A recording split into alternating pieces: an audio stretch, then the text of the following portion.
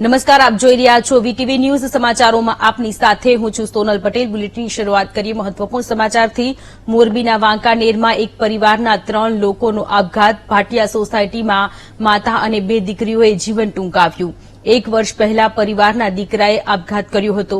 દીકરાના આપઘાત બાદ પરિવાર ગુમસુમ રહેતો હતો. આજે પરિવારના 3 સભ્યોએ ગળે ફાંસો ખાઈને જીવન ટૂંકાવ્યું. મંજુબેન ભરતભાઈ ખાંડેખા, તેની દીકરી આરતીબેન ખાંડેખા અને સંજુબેન ખાંડેખાએ આત્મહત્યા કરી. પોલીસે આપઘાતનો ગુનો નોંધી વધુ તપાસ હાથ ધરી છે.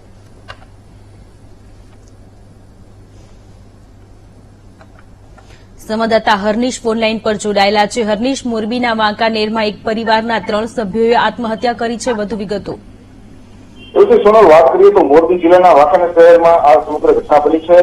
વાંકાનેરના ભાટિયા સોસાયટીમાં માતા અને 2 દીકરીઓએ આપઘાત કર્યો છે અને ગળે ફાંસો ખાઈને 3 વ્યક્તિઓએ મોડી રાત્રે પોતાના ઘરમાં આપઘાત કર્યો છે.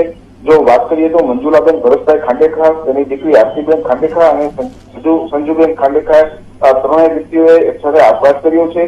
સમગ્ર મામલે વાંકાનેર સિટી પોલીસને જાણ કરતા હવે પોલીસે આગળની કાર્યવાહી હાથ ધરી છે. જી આભાર હર્નિશ, તમામ વિગતો માટે.